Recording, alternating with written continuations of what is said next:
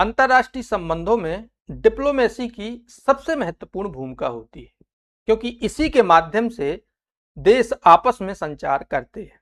Diplomacy में भी सबसे महत्वपूर्ण भूमिका होती है, वह है नेशनल इंटरेस्ट, राष्ट्रीय हित। राष्ट्रीय हितों में भी सबसे महत्वपूर्ण जो बात होती है वह है संप्रभुता और अखंडता। और इस संप्रभुता और अखंडता में भी सबसे महत्वपूर्ण जो बात होती है वह उस देश के नागरिकों की सुरक्षा होती है।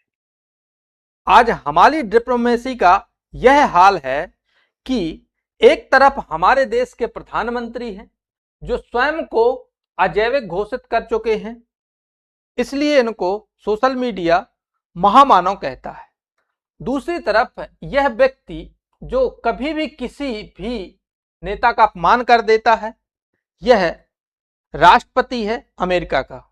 यह इतना अश्लील है, इतना बेहुदा है कि इसको कोई भी तमीज नहीं है।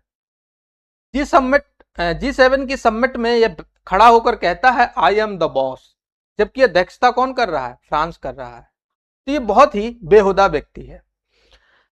मामला यह है कि G7 का समिट फ्रांस में हुआ और इस समिट के इतर भारत और अमेरिका के संबंधों के बीच एक बाइलैटरल टॉक हुआ, जिसमें दोनों देशों के राष्ट्राध्यक्ष लंबे समय बाद, 1 साल से ज्यादा बाद मिले। इसमें यह उम्मीद की जा रही थी भारत के बुद्धिजीवियों द्वारा और भारत के लोगों द्वारा कि कम से कम भारत के प्रधानमंत्री ये जरूर कहेंगे कि स्ट्रेट ऑफ हॉर्मूज में जो 3 भारतीय नाविकों सेलर्स की हत्याएं अमेरिकी सेना ने की है वो गलत है और हम ऐसी हत्याएं बर्दाश्त नहीं करेंगे। डिप्लोमेसी में ऐसी भाषा का प्रयोग कोई बहुत बड़ा प्रोपोगेंडा नहीं